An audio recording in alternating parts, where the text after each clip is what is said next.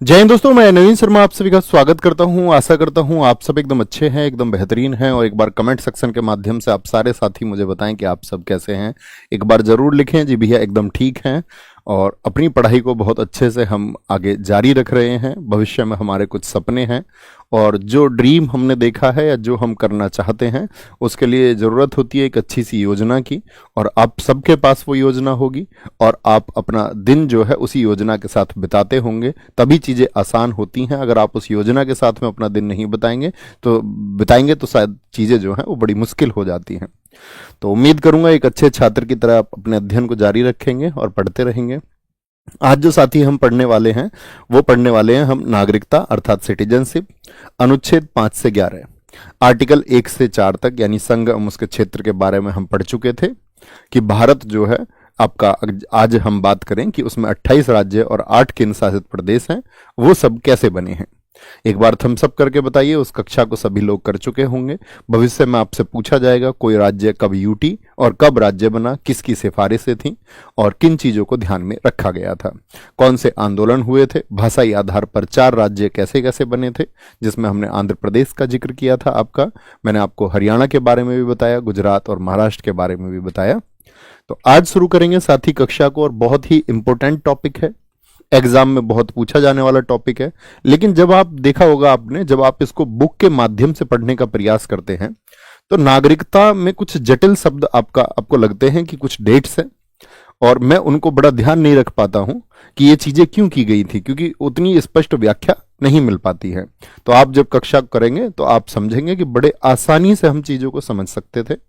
यहां पर साथी हम नागरिकता के बारे में जानेंगे कि नागरिक कौन होते हैं, नागरिकता किनको मिलती है, भारत जो 28 राज्य और 8 केंद्र शासित प्रदेश हैं उनमें रहने वाले लोग किस किस तरह के हो सकते हैं। फिर इसके बाद में हम बात करेंगे जब हमारा संविधान लागू हुआ तो तब नागरिकता के संबंधी क्या प्रावधान थे, कौन से प्रोविजंस थे। फिर हम बात करेंगे कि वर्तमान समय में अगर कोई व्यक्ति भारत का नागरिक बनना चाहता है तो वह किन शर्तों से बनेगा। इसमें हम आपका सिटीजनशिप एक्ट 1955, उसमें जो 6 संशोधन हुए, यानी कि सीएए 2019 भी आप लोगों ने देखा होगा कि सिटीजनशिप अमेंडमेंट आया 2019 में, उसका बड़ा विवाद रहा। तो मतलब उसके लिए देश में आंदोलन हुए, बहुत सारे धरने हुए। वो विवाद क्यों थे, क्या वजह थी उन विवादों की, और भारत सरकार का क्या पक्ष था। एनआरआई क्या होते हैं, समुद्र पारीय नागरिकता यानी कि ओवरसीज सिटीजनशिप ऑफ इंडिया, जो ओसीआई कार्ड होल्डर्स होते हैं, उनने की वजह से हमारे और आपके जुड़ाव के बीच में एक बाधा आई होगी। एक बार सारे लोग थम्स अप करके मुझे बताएंगे कि आप फिर से जुड़ सकें, क्या आप फिर से जुड़ पाए हैं। अगर आप सारे लोग ये कंफर्मेशन कर देंगे कि आप सब लोग जुड़ पाए हैं तो फिर हम आगे कंटिन्यू करेंगे। जरूर बताना, एक बार अपने क्लास को रिफ्रेश करके आप फिर से चलाएं।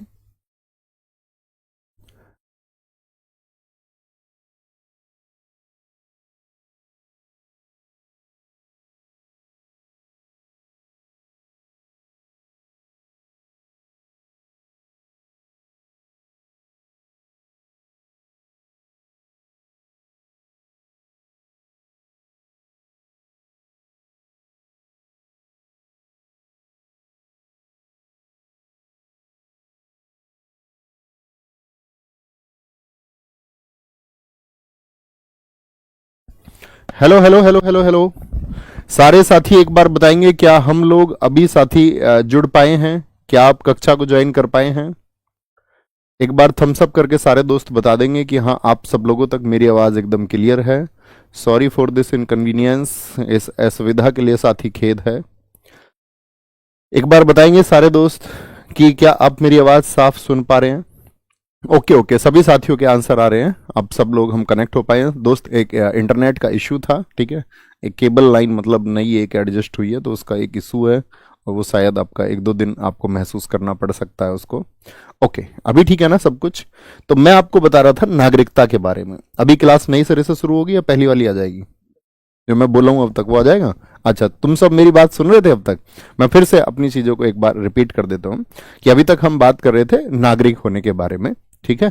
तो मुझे एक बात बताइए, मेरा आपसे एक प्रश्न था कि हम और आप भारत के नागरिक हैं या नहीं हैं।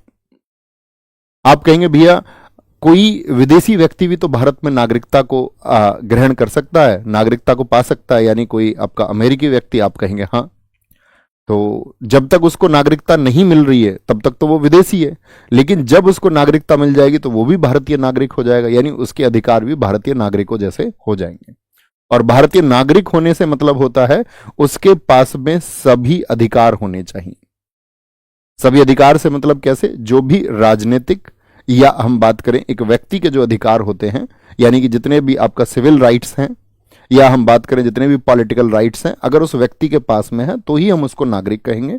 तो आसान से शब्दों में पहले नोट करना शुरू करेंगे, ठीक है, नोट करना शुरू करेंगे तभी हम चीजों को आराम से और विस्तार के साथ में समझेंगे। लिखेंगे नागरिकता।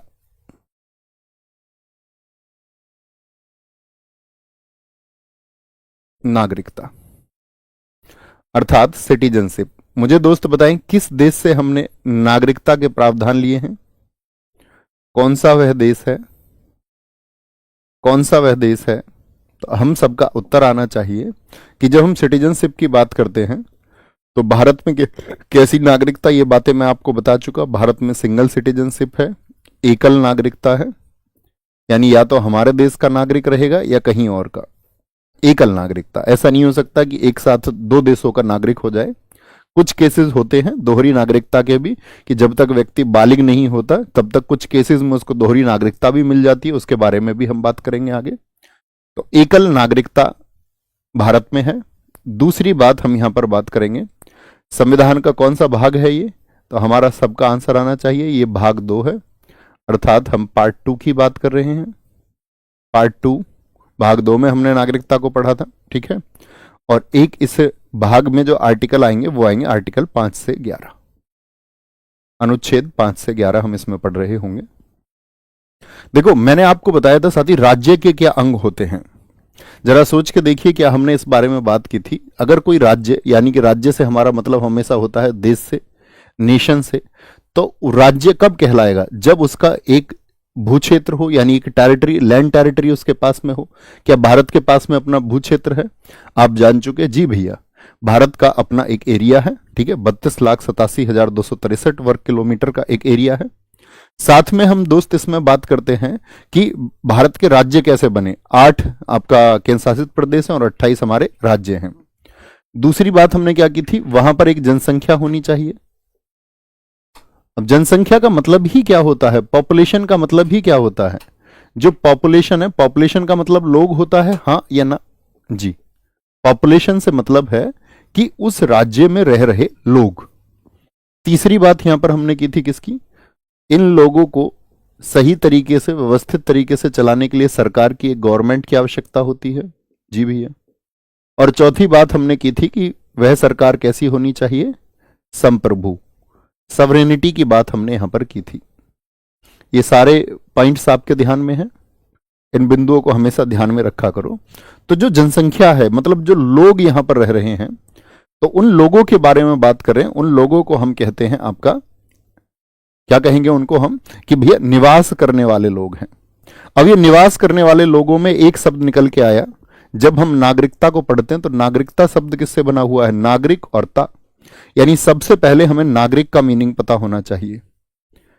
नागरिक अर्थात सिटीजन का क्या मीनिंग होता है, आप खुद भी सोचने का प्रयास करें। अगर आप भारत के सिटीजन आप खुद को कह रहे हैं तो इस नागरिक होने का अर्थ क्या है। तो नागरिक का मतलब होता है, साथी समझेंगे, छोटे से शब्दों में लिखना, कि नागरिक का अर्थ है, नागरिक का अर्थ है एक ऐसा व्यक्ति, इस परिभाषा को बहुत अच्छे से लिखना अपनी कॉपी में, एक ऐसा व्यक्ति जो किसी संप्रभु राष्ट्र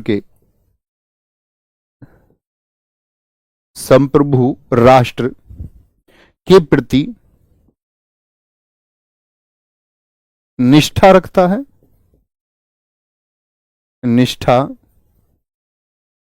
है, तथा उसके संरक्षण का हकदार है, संरक्षण का हकदार है। आपसे कभी भी कभी बोलेगा कि नागरिक होने का क्या अर्थ है, ये बताइए। नागरिकता से पहले नागरिक शब्द को समझना है। यहां पर बताओ मुझे। तो यहां पर कुछ टर्म्स आए। नागरिक कौन है? ऐसा व्यक्ति जो किसी संप्रभु राष्ट्र, संप्रभु राष्ट्र समझते हैं, मतलब कि ऐसा राष्ट्र जो अपने निर्णयों के लिए स्वतंत्र है, किसी पर निर्भर नहीं है, उसी को हम बोलते हैं सॉवरेनिटी या संप्रभुता, चाहे हमारे इंटरनल मैटर्स हों चाहे हमारे एक्सटर्नल मैटर्स हों। तो संप्रभु राष्ट्र के प्रति निष्ठा। अच्छा, आप मुझे बताइए, आप अपने देश के प्रति निष्ठा रखते हैं या नहीं? निष्ठा का मतलब होता है आप अपने देश के प्रति, यहां पर जो साथी हमारे, अगर आपका संविधान की हम बात करते हैं, उसके प्रति आप निष्ठा रखते हैं या नहीं? या हम सब के अंदर जो है देश के लिए भावनाएं हैं या नहीं है? तो हम सब क्या बोलेंगे आपका, हम अपने नेशन के लिए मर मिटने को तैयार हैं, हम अपने राष्ट्र के लिए जरूरत पड़ने पर क्या बोलेंगे, हमेशा तत्पर रहेंगे, हमेशा खड़े मिलेंगे। यही निष्ठा है। तो उसके प्रति निष्ठा रखता है और उसके संरक्षण का। लेकिन एक व्यक्ति भी तो ये चाहता होगा कि भाई मैं किसी कंट्री के लिए निष्ठा रख रहा हूं, ठीक है, मेरी एलिगेंस तो है, लेकिन वहां पर वो देश भी तो मुझे संरक्षण दे, यानी मेरे अधिकारों का ध्यान भी तो देश रखे। तो ये क्या हो गया, एक परस्पर संबंध हो गया, एक म्यूचुअल रिलेशन हो गया दोनों के बीच में, कि भाई देश उसका, वो व्यक्ति हकदार होगा अपने संरक्षण का और उस देश के प्रति निष्ठा रखेगा। तो मैंने बोला यहां पर कैसा व्यक्ति हो गया, यानी हम कह सकते हैं कि ऐसा व्यक्ति हो गया जिसको समस्त नागरिक एवं राजनीतिक अधिकार मिले। भाई संरक्षण में हम क्या देंगे उसको, देश क्या देगा उसको बदले में? समस्त नागरिक और राजनीतिक अधिकार। यानी एक नागरिक को जो जरूरी है वो सभी अधिकार, जीने का अधिकार हो चाहे। आप समझिए, एक बार मैं आप सब लोगों को एक टास्क देता हूं, आप थोड़ा सोचने का प्रयास करिए कि हम सब लोगों को किस तरह के अधिकार की आवश्यकता है। एक एक अधिकार आपको अभी सोचना है तुरंत। समस्त नागरिक एवं राजनीतिक अधिकार उसको मिले। अधिकार यानी कि all civil and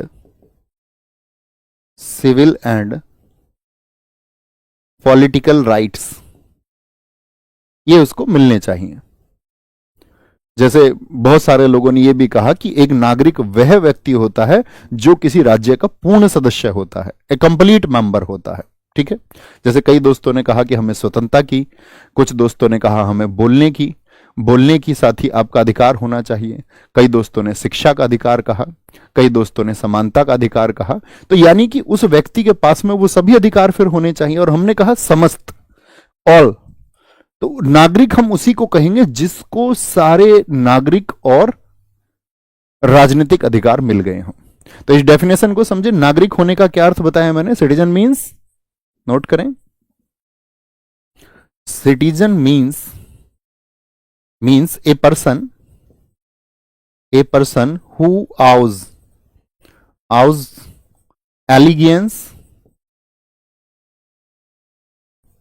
elegance to एक संप्रभु राष्ट्र के प्रति, टू ए सवरीन नेशन, एक संप्रभु राष्ट्र के प्रति निष्ठा रखे, ठीक है। एंड इज ही लिख सकते हैं, सिर्फ इट इज की आवश्यकता नहीं है। And is entitled it's protection, यानी कि वो अपनी जो सुरक्षा या संरक्षण है उसका अधिकार भी रखेगा और उसके हकदार उसका है, क्योंकि ये उसका हक है, तो नेशन उसको इन बातों को देता है। नागरिक की बात समझ में आई भैया? मौलिक अधिकार होने चाहिए। बात समझे इस बात को? आपको समझ में आया कि नागरिक क्या हो गया। अब हम दूसरी बात पर आते हैं, नागरिकता क्या होती है। नागरिकता, भाई अभी हमने सिटीजन को समझा। Who is the citizen? जिसके पास राइट्स हों, और मैंने बताया कंप्लीट मेंबर होता है स्टेट का, उसी को हम सिटीजन कहेंगे। लेकिन सिटीजनशिप क्या है, फिर नागरिकता क्या है? नागरिक आपने देखे होंगे, क्या कभी आपने नागरिकता को देखा है?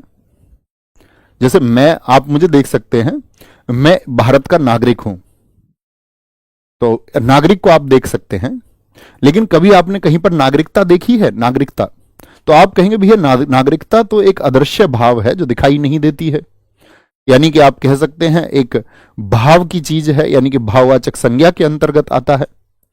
और जो चीजें आपका फीलिंग्स में आती हैं तो उनका कोई मूर्त रूप तो होता नहीं है, तो वो चीजें कैसी होती है, इनटेंजिबल होती है, अमूर्त होती हैं। तो यानी कि नागरिकता का कोई मूर्त रूप तो नहीं है। अब मूर्त रूप नहीं है तो ये क्या हो गया, एक भाव हो गया, और इसी को समझेंगे। नागरिकता का मतलब क्या है, एक सिर्फ एक भाव है जिसका मतलब होता है, नोट करना, नागरिकता एक व्यक्ति, नागरिकता एक व्यक्ति और एक विशेष देश के बीच में संबंध है, और एक विशेष देश के बीच संबंध है। क्लियर हो गया। जब हम कभी नागरिकता की बात करेंगे, हमारा और हमारे, अब खुद को यहां पर रखिए, आप एक व्यक्ति हैं, आपका देश कौन सा है, भारत है, एक विशेष देश हो गया, और इसके बीच का जो रिलेशन है, यानी कि एक पर्सन और एक आपका साथी, विशेष देश। विशेष देश हम इसलिए लिख रहे हैं कि कोई भी देश हो सकता है, यानी कि एक पार्टिकुलर कंट्री की बात हम कर रहे हैं, पार्टिकुलर कंट्री की बात हम कर रहे हैं। कहीं पर भी लागू होगी ये परिभाषा किसी भी देश के नागरिक पर। तो हम ये कह सकते हैं कि एक कंट्री आपका, या हम बोले एक पार्टिकुलर कंट्री और एक पर्सन के बीच में जो रिलेशन है वही क्या है, नागरिकता है। बात क्लियर है। यहां भारत की बात करेंगे तो मैं आपसे कहूं, छोटे से शब्दों में सोचो, भारत का नागरिक शब्द का इस्तेमाल जब हम कहीं करेंगे, भारत का नागरिक, तो नागरिक शब्द आप समझ गए। नागरिक कौन होगा, जिसके पास में सारे सिविल और पॉलिटिकल राइट्स होंगे, जिसके पास समस्त अधिकार होंगे।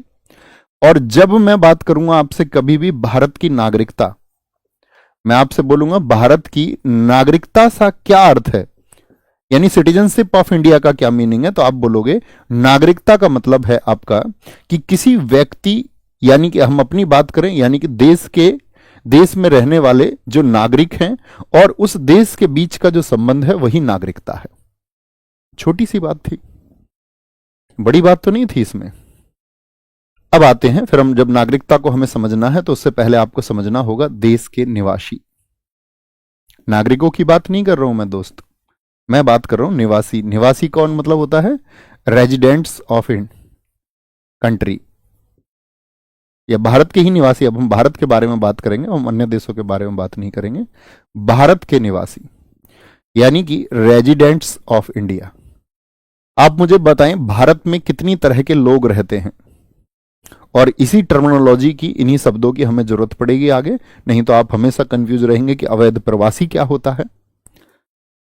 जरा बताएं भारत में कितनी तरह के लोग रहते हैं। पहले तो आप और हम ही हैं, और आप और हम ही कौन है, तो आप कहेंगे आप और हम तो भैया नागरिक है, यानी हमें इस देश में जो राजनीतिक और नागरिक अधिकार हैं सभी मिले हुए हैं या नहीं।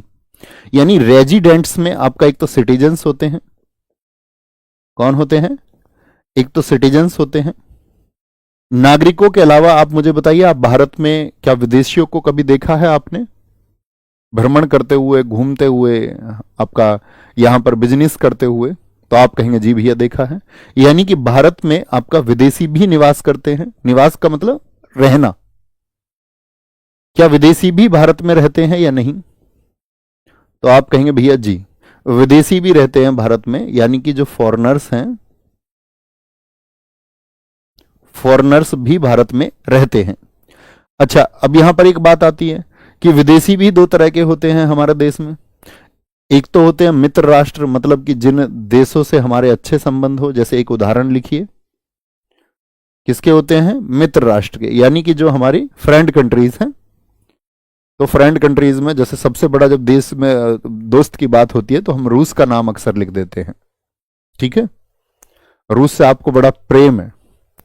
लेकिन एक ऐसे विदेशी भी तो हैं जिनके साथ में हमारा युद्ध चल रहा हो, तो शत्रु देश के, अब ऐसा तो नहीं होगा हम उन यहाँ के लोगों को, उनको ये बोल देंगे कि नहीं आपके देश से हमारा युद्ध चल रहा है तो आप यहां से दफा हो जाइए, ऐसा नहीं कह सकते हैं ना, क्योंकि वो मानव अधिकारों के अंतर्गत नहीं आता है। तीसरे कौन से व्यक्ति होते हैं? तीसरे व्यक्ति होते हैं शरणार्थी। शरणार्थी जो भारत सरकार से उन्होंने आकर के शरण मांगी, इनको हम बोलते हैं रेफ्यूजी। अक्सर आपने देखा होगा देश में रेफ्यूजी कैंप लगे रहते हैं, जैसे अभी आपने देखा होगा रोहिंग्या हमारे देश में आ गए। मेरा प्रश्न आपसे यह है कि इतना बड़ा मुद्दा रहा कि आप समझ रखते हैं कि रोहिंग्या किस देश से भारत में आए थे? जैसे दलाई लामा, आपने एक नाम सुना होगा, चर्चित नाम है, तो वो तिब्बत में 1959 से पहले वो अपने समर्थकों के साथ में इंडिया में आ गए और भारत ने उनको शरण दी 1959 में। यानी वो रिफ्यूजी बन करके आए और हमने उनको क्या बोल दिया, शरण दे दी। और हिमाचल प्रदेश में हमने उनको एक जगह दे दी, मैकलोडगंज, जिसको आप धर्मशाला के नाम से भी जानते हैं। क्रिकेट का बड़ा चर्चित स्टेडियम है वहां पर, एचपीएस से। जानते ना ये सारी बातें? तो आप कहेंगे जी भी बिल्कुल ठीक बात है। तो रोहिंग्या बांग्लादेश से आए सारे साथियों ने लिखा। तो शरणार्थी समझ गए? शरणार्थी कौन होते हैं? जो बाहर के देशों में वहां की किसी भी परिस्थिति के चलते हुए वहां से पलायन कर दें, वहां से पलायन कर दें। जैसे श्रीलंका से भी हमारे देश में लोग आए थे। श्रीलंका में एक आतंकी संगठन था, लिट्टे, लिबरेशंस ऑफ टाइगर्स तमिल ईलम। तो लिट्टे उसका प्रमुख हुआ करता था, सैन्य प्रभाकरण। तो उसने वहां पर जब आतंक फैलाया श्रीलंका में, तो बहुत सारे लोग श्रीलंका से कहां गए? भारत। और भारत सरकार से आकर के उन्होंने मदद मांगी। उसी एक एक्शन के चलते हुए हम अपने प्रधानमंत्री राजीव गांधी जी को गंवाना पड़ा था। इन सब मुद्दों पे हम आगे चल के बात करेंगे। अच्छा, तो जो शरणार्थी होते हैं, शरणार्थी एक तो होते हैं साथ ही आपका स्थायी, यानी कि जैसे दलाई लामा जी का उदाहरण मैंने दिया। स्थायी का मतलब परमानेंट, कि यहीं आएंगे शरण मांगने और फिर यहीं बस जाएंगे, परमानेंट हो गए। एक होते हैं कुछ समय के लिए आए और वापस चले गए, उनको क्या बोलते हैं हम? जो वापस चले जाते हैं, अस्थायी। या भारत सरकार ने बोल दिया कि भाई नहीं, आप यहां नहीं रुक सकते हैं, ऐसे को हम बोलेंगे टेम्पररी। टेम्पररी, ठीक है। तो हमारे नोटिस में नागरिक भी हैं देश में, कौन है? विदेशी भी नोटिस में। भाई विदेशी कोई आएगा तो वीजा लेके आएगा ना देश में घूमने के लिए। जैसे मान के चलो पढ़ाई का वीजा हो गया, आपका व्यापार करने के लिए कोई व्यक्ति आ सकता है हमारे देश में। तो वो हमारे अपने जो होम मिनिस्ट्री है, यानी कि भारत सरकार या केंद्र सरकार को पता होता है कि कौन व्यक्ति हमारे देश में आया है। लेकिन एक व्यक्ति होते हैं आपका अवैध प्रवासी, जिनके बारे में जानकारी ही नहीं होती कि ये आए कैसे हैं। अवैध प्रवासी, अवैध प्रवासी का मतलब होता है इलीगल इमिग्रेंट्स। Illegal immigrants. देखो इंग्लिश के वर्ड्स को लिखा करो, क्योंकि आपके लिए तो एक पार्ट भी एसएससी का जो भी एग्जाम साथी देंगे उनके लिए तो इंग्लिश ही एक सब्जेक्ट है। तो अपनी इंग्लिश पर कमांड बनाने के लिए सबसे अच्छा वे है कि आप उसको दोनों लैंग्वेज में पढ़ें। तो इलीगल इमिग्रेंट्स का मतलब क्या है? देखो नागरिक, हमारे बारे में भारत सरकार के पास डेटा है या नहीं है? जी भैया, हम रजिस्टर्ड हैं, आपके पास आधार कार्ड के थ्रू आप भारत सरकार को जानकारी है। जनगणना सेंसस के थ्रू हमको उन्होंने काउंट किया हुआ है। विदेशी लोग वीजा लेकर के, परमिशन लेकर के आते हैं, किस तरह से आते हैं उन सब बारे में बात करेंगे। शरणार्थी जिन्होंने भारत सरकार से मांग करी, ये भी भारत सरकार की साथी नजरों में थे। लेकिन मुझे बताइए, क्या अवैध प्रवासी, इन पर भारतीयों की नजर होती है? और सीएए में जो इस समय पर इतना बड़ा आप लोगों ने देश में देखा होगा, उसके विरोध में आंदोलन हुए, उसमें एक बिंदु हमारा अवैध प्रवासी भी आएगा कि अवैध प्रवासियों की जो साथी संशोधन किया गया वहां पर, अवैध प्रवासियों की नागरिकता संबंधी संशोधन जो किए गए, क्यों वो विवाद का कारण बने। तो अवैध प्रवासी शब्द समझ में आया?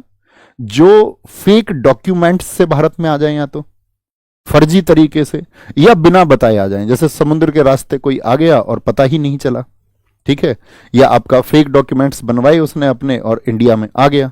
और अभी क्या है, उसका एक टाइम के लिए आया था। भाई वीजा जो अलॉट होता है वो एक टाइम के लिए होता है कि भाई आप स्टूडेंट वीजा पे आए हैं, ठीक है, 3 साल बाद अपनी पढ़ाई आप पूरी करके वापस चले जाएंगे। लेकिन उसके 3 साल क्या, उसको 5 साल हो चुके हैं और भारत में रह रहा है। तो वो भी किस में है? यानी कि जो फेक डॉक्यूमेंट्स के जरिए एंटर हुआ हो, या फिर उसके जो डॉक्यूमेंट्स वैलिड भी थे और उसके डॉक्यूमेंट्स अब एक्सपायर हो चुके हैं और तब भी भारत में बना हुआ है। यानी कि किसी भी गलत गतिविधि के जरिए वो भारत में है।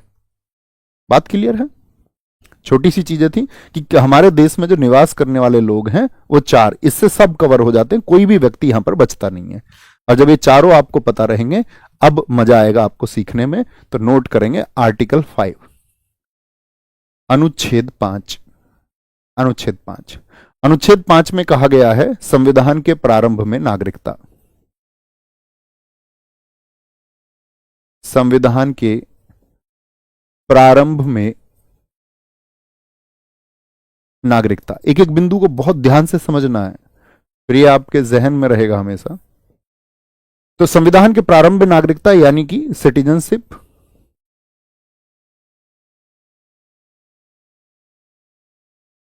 इन द बिगिनिंग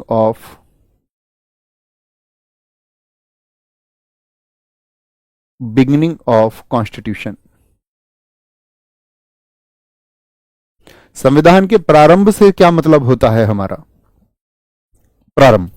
मुझे बताइए, हमारे देश में संविधान किस दिन लागू हुआ? तो 26 जनवरी 1950 को। तो जब कभी हम ऐसे शब्दों का इस्तेमाल करेंगे संविधान के आरंभ में या प्रारंभ में, आरंभ और प्रारंभ में भी बड़ा अंतर होता है दोनों शब्दों में। आरंभ जब हम किसी चीज को पहली बार शुरू करते हैं, और प्रारंभ का मतलब होता है आपका जब हम चीज को एक बार खत्म करके और फिर से शुरू करते हैं। ठीक है। अब चूंकि हमारे लिए कॉन्स्टिट्यूशनल अमेंडमेंट पहले कई बार हो चुके थे, जो आपका संविधान कॉन्स्टिट्यूशनल अमेंडमेंट तो उसको नहीं कह सकते हैं, लेकिन आपने देखा होगा हमने कई अधिनियम पढ़े थे कि बार बार चीजों को रिवाइज किया गया, संशोधित किया गया। 1909 पढ़ा हो, 1919 पढ़ा हो, 1935 पढ़ा हो, भारत शासन अधिनियम आपका 1947 आपने पढ़ा हो, तो ये सभी आपने पढ़े थे। जी भैया। तो यहां पर हम बात करें संविधान के प्रारंभ में, अर्थात जब हमारा संविधान लागू हुआ, वो डेट कौन सी है? 26 जनवरी 1950। इसकी बात हम कर रहे हैं। इसमें कहा गया कि संविधान के प्रारंभ में जो नागरिकता है वो अधिवास के आधार पर होगी। किस बात पर होगी? क्या बात कही? अधिवास के आधार पर, on the basis of domicile. On the basis of domicile. Basis of domicile. किस बात को प्रमुख कर दिया गया? डोमिसाइल को, अधिवास को।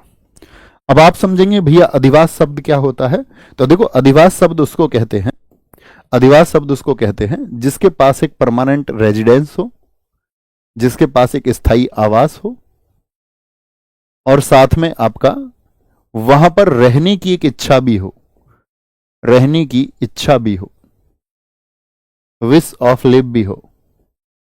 यानी कि अधिवास क्या हो गया? स्थायी आवास। अच्छा आप बताइए, आप में से सब लोगों का एक स्थायी आवास इस देश में है या नहीं है?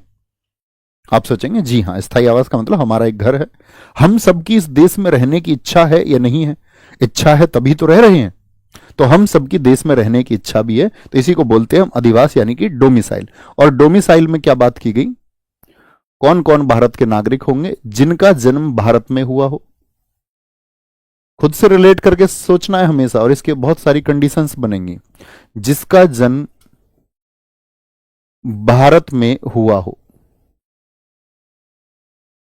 हम सबका जन्म हुआ है या नहीं हुआ है?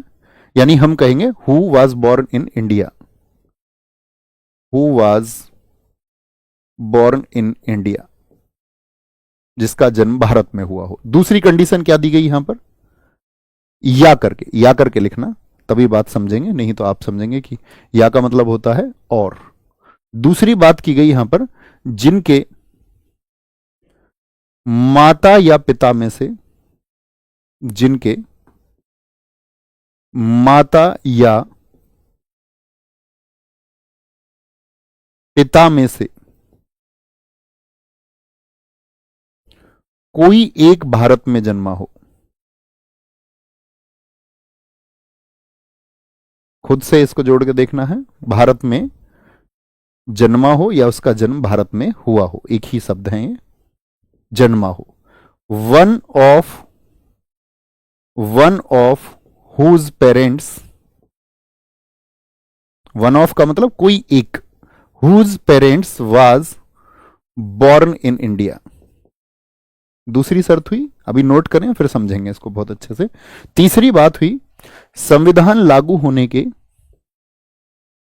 संविधान लागू होने के 5 वर्ष पहले से भारत में रहते हों। कहां पर रहते हों? भारत में रहते हों।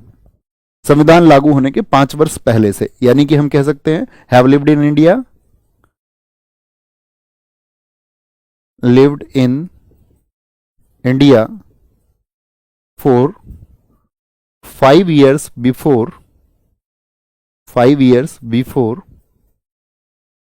5 वर्ष पहले संविधान लागू होने के, before the implementation of constitution, implementation of constitution.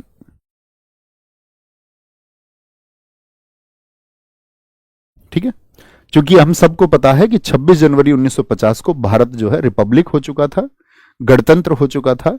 और गणतंत्र का क्या मतलब होता है, ये मैंने आपको बताया था। गणतंत्र का मतलब होता है कि जहां पर जिसका जो प्रमुख होता है वो चुना हुआ व्यक्ति होता है, और जो चुना हुआ व्यक्ति है वो किसके लिए है, आपका जिसको हम बोलते हैं भारत का प्रथम नागरिक अर्थात राष्ट्रपति।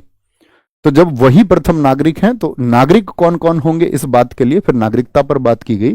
तो नागरिकता में जो सबसे पहला अनुच्छेद है वो कह रहा है कि जब संविधान आपका लागू हो रहा है 26 जनवरी 1950 को, तो भारत के नागरिक कौन होंगे, जिनका जन्म भारत में हुआ हो, पहली शर्त।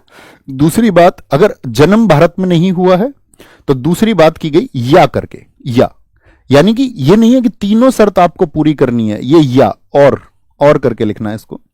या तो इस कंडीशन को आप पूरा करेंगे कि भाई आपका जन्म भारत में हुआ हो तो आप भारत के नागरिक हो जाएंगे, या आपके माता या पिता, माता या पिता का मतलब क्या हो गया, या तो माता या पिता, मतलब जरूरी नहीं है दोनों हो। बात क्लियर है। तीसरी बात की गई, तीसरी कंडीशन, अगर आप ये दोनों चीजें भी पूरी नहीं कर रहे हैं, मतलब आपका जन्म भी भारत में नहीं हुआ है, आपके माता या पिता में से कोई एक भारत भी नहीं है, तो तीसरी बात की गई संविधान लागू होने के 5 वर्ष पहले तक भारत में रहते हो। यानी कि हम बात करें जैसे कि 5 वर्ष पहले कौन से हो गए, तो आप कहेंगे भैया 26 जनवरी 1945। एम आई राइट, क्या मैं सही हूं, आप कहेंगे हाँ जी। यानी कि अगर कोई व्यक्ति 27 जनवरी 1945 को भारत में आया हो और लगातार भारत में रह रहा हो, और 26 जनवरी 1950 को यह बात कह दी गई, यानी 27 जनवरी को उसके 5 वर्ष पूरे हो गए, चाहे वो अमेरिकन ही क्यों ना हो, चाहे वो आपका एक रसियन ही क्यों ना हो, वो मुझे बताइए कि अधिकारी होगा भारत की नागरिकता का या नहीं। तो आप कहेंगे जी बिल्कुल ठीक बात है, यानी ये बात हमें समझ में आती है। तीनों में से कोई एक कंडीशन होनी चाहिए थी। हम सब पर क्या लागू हुई होगी कि हम सबका जन्म हुआ होगा भारत में, यानी कि हमारे पूर्वज जो हैं उस समय पर लागू हो गए और वो भारत के नागरिक हो गए। यहां तक कोई दिक्कत नहीं होना चाहिए। तो आपको देखना होगा इन तीनों कंडीशन से, जरा सोचिए क्या लगभग भारत कवर हो गया होगा इन 3 शर्तों से। क्या उस समय जो भारत में लोग रह रहे होंगे 1950 का आप सोच के देखिए, क्या इन शर्तों पर ज्यादातर लोग कवर हो गए होंगे कि भाई इस देश में इस क्षेत्र में जितने भी लोग थे, आप कहेंगे जी हाँ, उन सबका या तो जन्म भारत में हुआ होगा, या उनके माता या पिता में से कोई एक भारत में जन्मा होगा, या ऐसे लोग जो चाह रहे थे कि भारत के नागरिक हों और भारत में आके रहने लग गए थे, या भारत का जो साथी आपका स्वतंत्रता आंदोलन था उसमें भाग लिया आपका आकर के उन्होंने, मान के चलो एनी बेसेंट हुई, भारत के स्वतंत्रता आंदोलन में उन्होंने भाग लिया, वो आयरलैंड की रहने वाली थी, एक आयरिश महिला थी। अब वो चाह रही हैं कि मुझे भारत की नागरिकता मिले, तो वो उसकी अधिकारी हो जाएंगी। बात क्लियर है, ओके। चलो भाई आगे आते हैं। दूसरी बात क्या की गई, आपने कहा कि संपूर्ण लोग कवर हो गए, लेकिन अभी भी कुछ लोग बच गए। हमारे देश का विभाजन किस डेट को हुआ था, ये मुझे बताएं। तो आप कहेंगे भैया हमारा देश आजाद हुआ, उसी को एक बेसिक डेट आप मानिए 15 अगस्त 1947। तो जब विभाजन हुआ था तो राष्ट्र बने दो आपका, एक तो भारत और एक पाकिस्तान। मैंने आपको बताया पाकिस्तान 2 हिस्सों में था, एक तो पूर्वी पाकिस्तान था और एक पश्चिमी पाकिस्तान था। ठीक है, आज वाला जो बांग्लादेश है वो पूर्वी पाकिस्तान हुआ करता था। तो छोटी सी एक बात बताओ कि विभाजन के बाद में क्या हुआ कि कुछ लोग यहां से पाकिस्तान गए और पाकिस्तान से कुछ लोग भारत आए। तो जब हम ही कह रहे हैं कि भाई जिन लोगों को इस देश में रहना है वो भारत आ जाए, जिन्हें पाकिस्तान जाना है वो पाकिस्तान चले जाए, तो जब हम ही उनको कॉल कर रहे हैं और हम ही बुला रहे हैं, तो उनको भारत की नागरिकता मिलेगी, हाँ या ना? आप कहेंगे जी भैया। यानी कि आर्टिकल 6 में यही बात की गई, भाई हम बुला रहे हैं तो नागरिकता देनी पड़ेगी। आर्टिकल 6 में एक बात की गई, जो लोग जो लोग पाकिस्तान से भारत आते हैं, भारत आते हैं, ठीक है, तो वे भारतीय नागरिक होंगे। उनको भी क्या मान लिया जाएगा? भारतीय नागरिक होंगे। ध्यान से समझते चले, अब इतनी बात को समझना है। यानी कि पीपल हु केम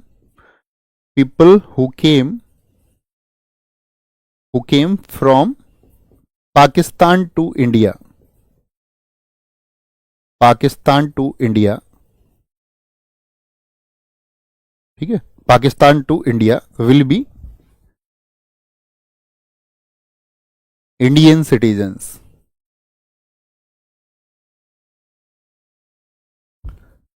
जो लोग पाकिस्तान से भारत आते हैं वे सब भारतीय नागरिक होंगे। शर्त क्या रखी गई थी एक, लेकिन यहां पर शर्त, शर्तें लिखें या शर्तें लिख लें, क्योंकि एक से ज्यादा शर्त थी। तो कंडीशंस क्या थी? लेकिन शर्तें थी कि वह स्वयं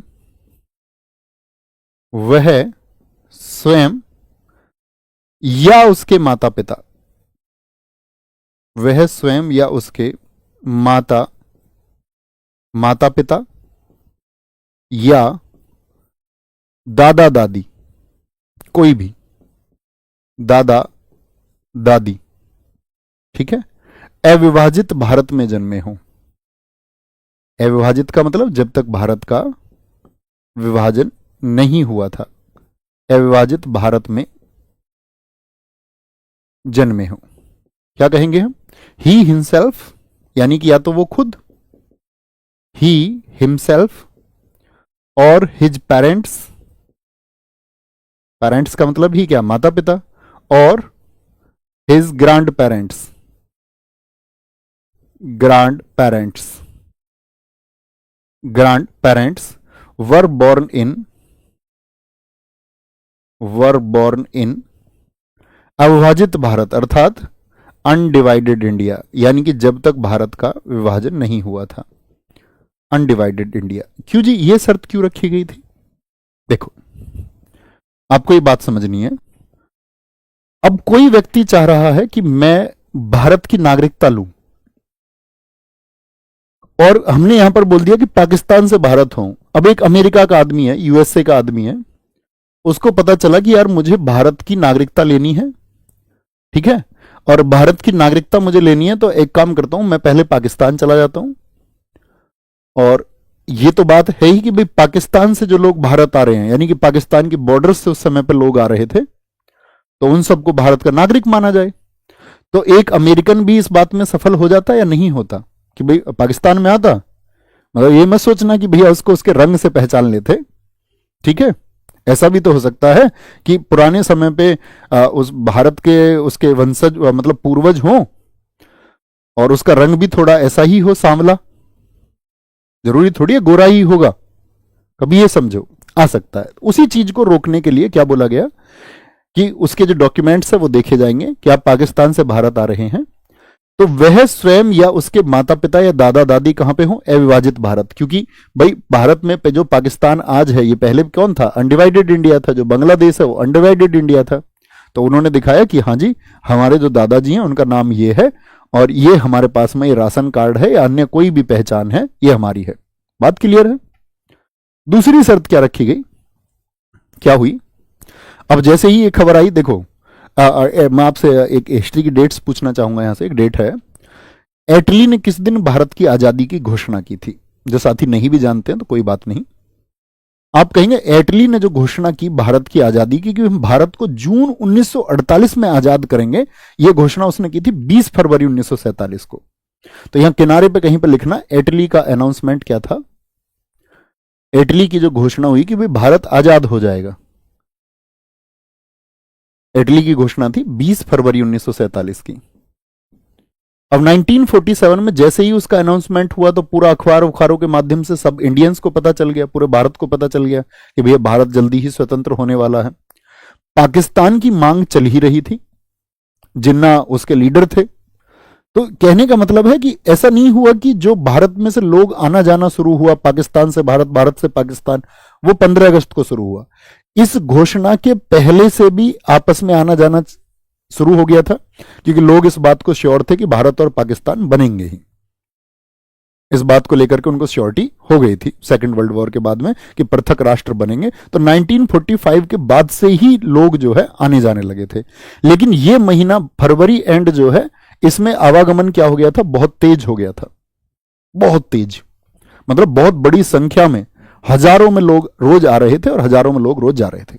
ओके, तो 1947 में उसकी घोषणा क्या हुई थी कि भाई हम आपको जो है आजाद कर देंगे। कब? जून 1948। ये हिस्ट्री का विषय है कि भैया जब ये कहा था तो फिर 15 अगस्त को हम कैसे आजाद हो गए थे, हमारे नेताओं को इतनी जल्दी क्यों हुई थी और उस पर इतना कत्लेआम क्यों हुआ था, ये हम हिस्ट्री में समझेंगे। तो क्या शर्त जोड़ी गई यहां पर, जब बहुत ज्यादा लोग आने लगे तो यहां पर कहा गया 19 जुलाई 1948, ये साथी डेट ऑफ परमिट है, इसको लिख लीजिए, डेट ऑफ परमिट, यानी परमिट की तारीख थी ये। 48 के बाद आने वाले व्यक्ति को आवेदन करना होगा। व्यक्ति को क्या करना होगा? आवेदन, यानी कि उसको अप्लाई करना होगा। आवेदन करना होगा। और साथ में लिखिए, प्लस में करके लिखना, और साथ में क्या बोला गया? 6 माह निवास की शर्त, a condition of 6 month residence, 6 महीना निवास की एक शर्त रखी गई, 6 मंथ्स रेजिडेंस की एक कंडीशन लगाई गई, एक शर्त लगाई गई। देखो, मैंने बोला 19 जुलाई 1948 ये डेट क्यों रखी है? यहां पर लोग क्या हो गए थे, जैसे ही ये खबर गई कि माता पिता दादा दादी भाई वो लोग आ सकते हैं, तो बड़ी संख्या में लोग आने जाने लगे। अब बड़ी संख्या में लोग आने जाने लगे तो उसी को कंट्रोल करने के लिए इन्होंने क्या बोल दिया, डेट ऑफ परमिट होगी। इससे पहले जो आ गए थे, यानी कि 18 जुलाई और 19 जुलाई तक भी जो लोग आ चुके थे, उन सबको क्या होगा, वो सब तो भारतीय नागरिक मान लिए गए। इन्होंने बोल दिया पाकिस्तान से भारत आने वाले लोग भारतीय नागरिक होंगे, या उनके माता या पिता दादा दादी में से कोई एक है। यहां पर कंडीशन जोड़ दी गई कि इसके बाद आप आओगे तो भी आप नागरिक हो सकते हो, रोक नहीं है। लेकिन यहां पर आने वाले व्यक्ति को आवेदन करना होगा, पहले क्या, अप्लाई करना होगा कि भाई हमारा रजिस्ट्रेशन कर दो, हम भारतीय नागरिक होना चाहते हैं, और 6 महीने आपको निवास करना होगा। क्या शर्त रखी गई? 6 महीने निवास की शर्त। तो यहां पर एक बात है, फिर क्या होता था इसके बाद में? पंजीकरण होता था, रजिस्ट्रेशन होता था उन लोगों का, पंजीकरण अर्थात रजिस्ट्रेशन होता था। अब एक बात मुझे बताओ, क्या सिर्फ आवेदन करने से यह बात बन जाएगी कि वो भारतीय नागरिक हो जाएंगे? तो आप कहेंगे नहीं, हमारे यहां जो अथॉरिटी थी उनको अधिकार था इस बात का कि वो उनको रजिस्ट्रेशन दें या ना दें। अगर रजिस्ट्रेशन दे दिया है तो फिर वो भारतीय नागरिक हो जाएंगे। बात क्लियर है कि 6 में क्या बात की गई? 6 में क्या बात की गई है? 5 में हमने छोटी सी बात की, जो लोग भारत की सीमाओं के अंदर रह रहे थे उनकी बात हमने की।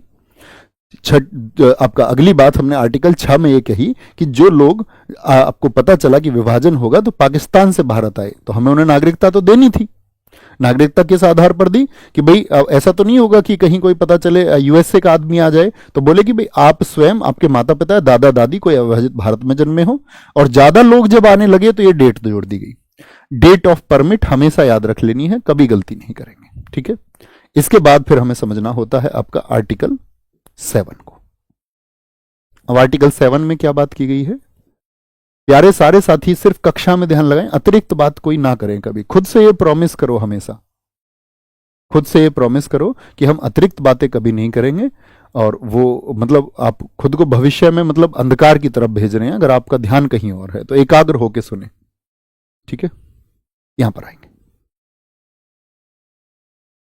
क्या कहा गया यहां पे? आर्टिकल 7 में बात की जा रही है, जो लोग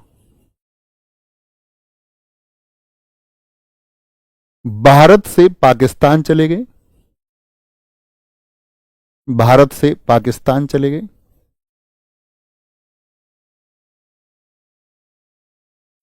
चले गए और पुनः, पुनः का मतलब होता है फिर से, पुनः भारत वापस आए, भारत वापस आए, वे भारतीय नागरिक होंगे। क्या होंगे वे? भारतीय नागरिक होंगे। अब समझो इस बात को, ये क्यों हुआ भाई? जैसे ही लोगों को ये पता चला कि भाई भारत और पाकिस्तान बनने जा रहे हैं, तो कुछ लोगों ने सोचा कि भाई पाकिस्तान चले जाते हैं। लेकिन जब उन्होंने वहां जाकर के देखा पाकिस्तान में, या वहां के हालात, या जो कुछ भी उन्होंने महसूस किया होगा, उस महसूस करने के बाद में उनको ये लगा कि नहीं, ये जगह हमारे रहने लायक नहीं है, हमें तो वापस भारत में ही रहना चाहिए। या कुछ लोग अपने रिलेटिव्स की वजह से चले गए कि भाई हमारे सारे रिलेटिव्स पाकिस्तान जा रहे हैं तो हम भी इनके साथ चलते हैं। लेकिन वहां जाकर के उनको लगा नहीं, जो भारत है वही ठीक है, यहां नहीं रहना चाहिए, या यहां अनुकूल स्थिति जो है वो हमारे हिसाब से नहीं है। मतलब उनको लग रहा है कि भाई फेवरेबल कंडीशंस यहां पर नहीं है। तो क्या किया होगा उन्होंने? तो वापस आने के दरवाजे खुले थे या नहीं? क्योंकि आवागमन तो आप लोग समझ गए कि भैया परमिट की डेट है, वापस तो आ सकते हैं। 19 जुलाई 1948 से पहले जो लोग आ रहे थे वो तो खुद उनके माता पिता दादा दादी भारतीय हैं, तो आ सकते हैं आसानी से।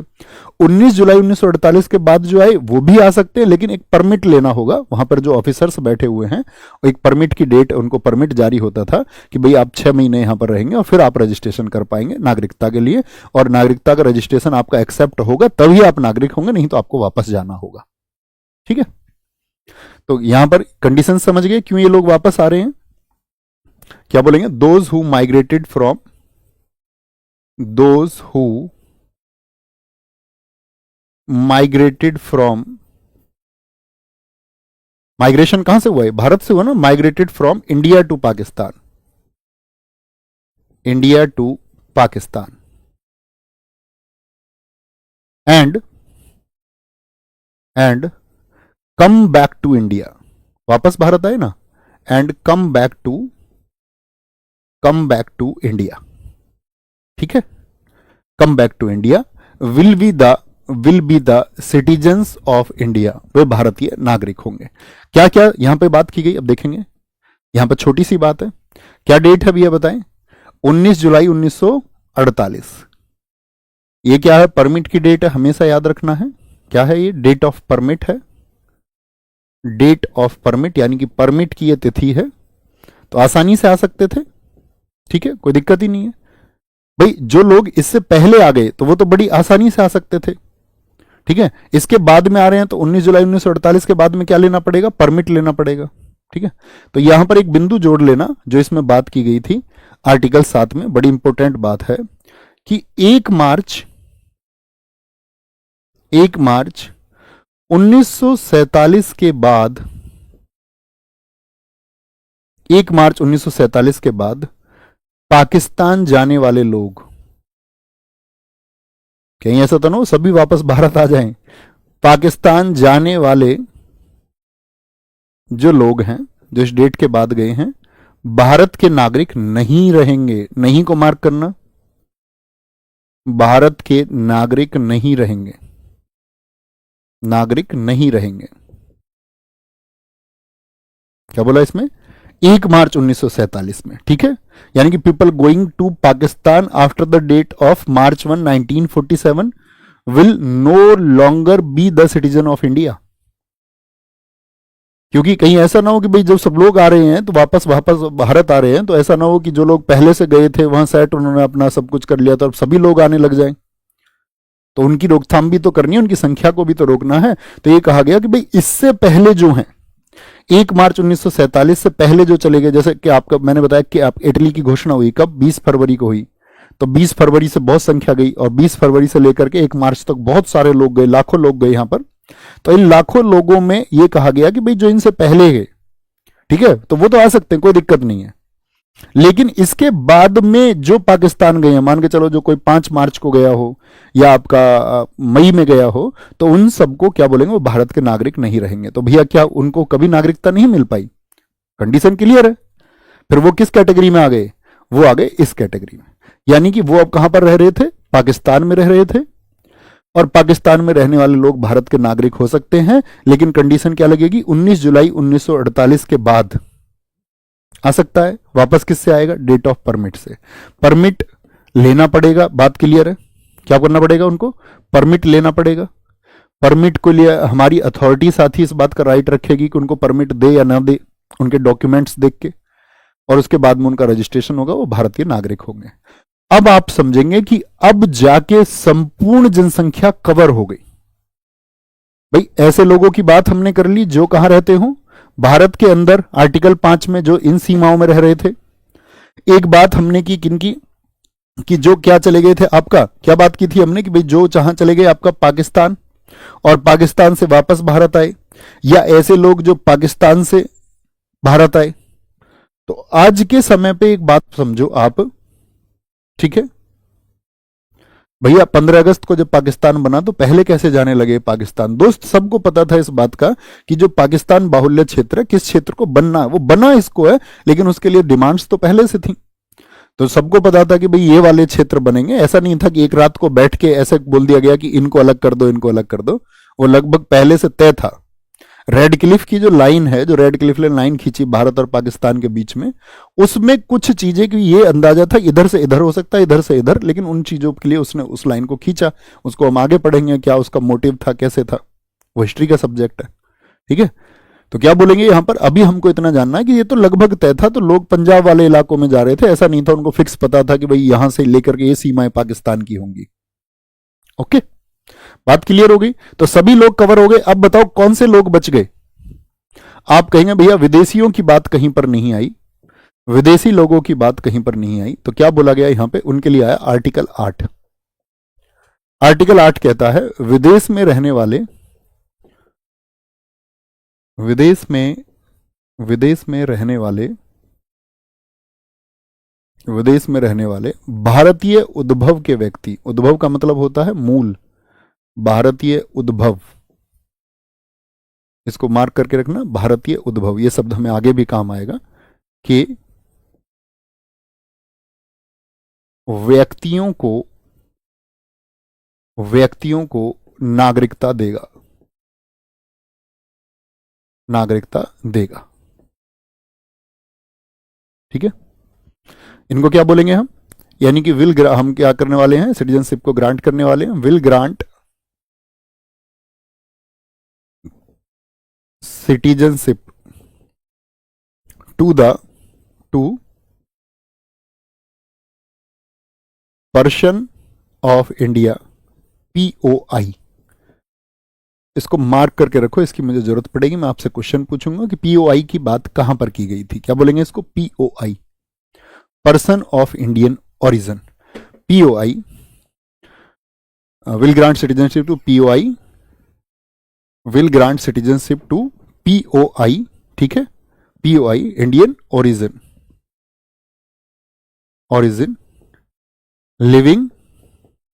लिविंग इन अब्रॉड, जो विदेश में रहते हो। देखो POI का मतलब क्या है? Person of Indian origin. पूरा मार्क करना, सॉरी, इसको पर्सन ऑफ इंडियन ओरिजिन। इसी को यहां हिंदी में छोटे शब्दों में लिख सकते हैं आप, भारत मूल के व्यक्ति, भारतीय मूल के व्यक्ति। मूल का मतलब क्या होता है बताएं जरा? जब हम किसी चीज की मूल की बात करते हैं, रूट की बात करते हैं, रूट्स की। मूल का मतलब क्या है? रूट्स, जड़ें, यानी जिनकी जड़ें भारत से जुड़ी हुई थी। जड़ें का मतलब क्या हुआ? उनके पूर्वज जो थे वो कभी ना कभी भारत में थे। जैसे हम बात करते हैं सन 1800 की, 1800 में भी इंडिया में कोई ना कोई ऐसा व्यक्ति रहा होगा। 1800 में एक भारतीय था, और उस भारतीय ने सोचा कि यार यहां तो जो है अंग्रेजी राज आ रहा है, ठीक है। या आपका समझ के चलिए कि उस समय पर कोई व्यक्ति आपका अत्याचार से परेशान हुआ हो मुगलों के, या ब्रिटिश ईस्ट इंडिया कंपनी के टाइम पे उसको लगा कि इंडिया को तो ये लोग एक्वायर कर लेंगे और मेरा बिजनेस वगैरह ये सब छीन लेंगे। तो उसने कहाँ मूव करने का प्लान बना लिया? उसने सोचा मुझको तो अब USA जाना है, कनाडा जाना। आप देखते हो बहुत सारे लोग गए USA, कनाडा, ठीक है। तो ये सब लोग जो है यहाँ की स्थितियों को देख करके कभी भी, ये नहीं कि 1800 में ही गए, कभी ना कभी विदेश चले गए, थे तो भारतीय ही, कभी ना कभी तो इंडियन ही थे। यानी कि हम कहेंगे, उन्हीं को हम कहते हैं भारतीय मूल के व्यक्ति, जिनके बाप दादा भारतीय थे। तो भारत मूल के व्यक्ति होने से क्या मतलब हुआ, इसको नोट कर लेना यहां पर। कैसे होने चाहिए? वो भारतीय मूल के व्यक्ति हों, यानी कि उनके जो पूर्वज थे, पूर्वजों में कोई भारतीय हो। ऐसा नहीं कि भाई दूसरी पीढ़ी का होना चाहिए, तीसरी पीढ़ी का होना चाहिए, किसी भी पीढ़ी का हो, कभी भी गए हो, पूर्वजों में से कोई भारतीय हो, तो तुम्हारे लिए भारत की नागरिकता के दरवाजे खुले हुए हैं। लेकिन क्या ऐसे ही नागरिकता उनको दे देंगे? नहीं, आवेदन करना होगा उनको भी। आवेदन अर्थात अप्लाई उनको करना होगा। समझ गए? पूर्वज से मतलब होता है ancestors. One of those ancestors should be the Indian, और आपका शुड बी अप्लाई, यानी कि आवेदन करना होगा। अब आवेदन करना होगा तो आवेदन कहां पे करना होगा? अब जैसे मान के चलिए वो उसको लगा कि भाई यार अब तो भारत आजाद होने वाला है 1947 में, अब वहां सारी चीजें सामान्य हो जाएंगी और इस तरह की कोई स्थिति नहीं रहेगी, कोई मेरे बिजनेस को अब वहां पर जो है आपका घेर नहीं सकता है, ईस्ट इंडिया कंपनी की तरह मुझे कोई प्रताड़ित नहीं कर पाएगा, या राजाओं का भी वहां पर नहीं है अब कि भाई राजा हड़प लेंगे। तो उसने सोचा अब कंडीशंस मेरे लिए ठीक है, मैं वापस चलता हूं। तो वापस जब आया तो उसको अप्लाई करना पड़ेगा। तो अप्लाई कहां पर करेगा? जैसे कि मान के चलो कनाडा में रहता है, तो कनाडा के लिए फिर वहां पर क्या थे, आपका भारतीय दूतावास स्थापित किए गए थे? नहीं जी। दो देशों के बीच का संबंध जो जोड़ता है वो कौन जोड़ता है? एम्बेसी, दूतावास। जैसे आपको ये पता होना चाहिए हमारे देश के सभी देशों में दूतावास है। अमेरिकी दूतावास भारत में भी है, भारतीय दूतावास कहां होगा? अमेरिका में भी होगा। तो अन्य देशों के साथ में संबंध स्थापित करने के लिए क्या होती है? आपका दूतावास। तो उस दूतावास में वो अप्लाई कर सकता था, यानी कि वहां की जो एम्बेसी है या वहां पे जो हमारे डिप्लोमेट्स थे, अगर वो डिप्लोमेट्स उसकी बात नहीं सुन रहे हैं तो वो यहां आकर के भी अप्लाई कर सकता था, है ना? तो यहां पर आकर के वो अप्लाई कर सकता है। तो अप्लाई समझ में आ गया। तो वहां पे जो रिप्रेजेंटेटिव काउंसिल है, यानी कि जो काउंसिल प्रतिनिधि है या जो वहां पे राजनयिक अर्थात डिप्लोमेट है, वो उसके फॉर्म को अगर एक्सेप्ट करता है तो उससे बोला गया ठीक है, now you will be the citizen of India, अब आप भारत के नागरिक हो जाओगे।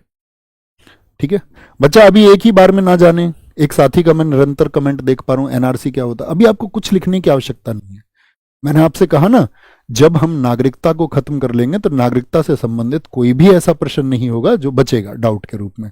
या अभी तक जिन चैप्टर्स को हमने पढ़ा वहां पर कोई डाउट आपको बचा तो नहीं बचेगा। लेकिन आप अगर निरंतर इस तरह से कमेंट करेंगे तो मतलब वो मेरे लिए भी बाधा होगा और वो सीखने का एक सही तरीका नहीं है। जैसे हमने अभी जाना POI, person of Indian origin, भारतीय मूल के व्यक्ति क्या होते हैं, ऐसे ही आप उन चीजों को जानेंगे। तो अभी नोट करें अगली बात क्या, आर्टिकल 9 अनुच्छेद 9। तो ऐसे लोगों को भी हमने कवर कर लिया, भारतीय मूल के व्यक्ति। आर्टिकल 9 में कहा गया जो व्यक्ति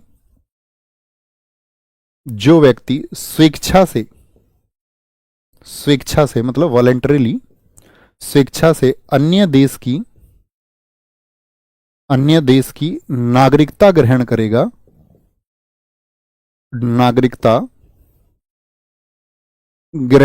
भाई ऐसा थोड़ी है कि सब भारत की नागरिकता ही ग्रहण करेंगे। नागरिकता ग्रहण करेगा, उसकी भारतीय नागरिकता स्वयं समाप्त हो जाएगी। उसी डेट से उसकी भारतीय नागरिकता स्वयं समाप्त हो जाएगी।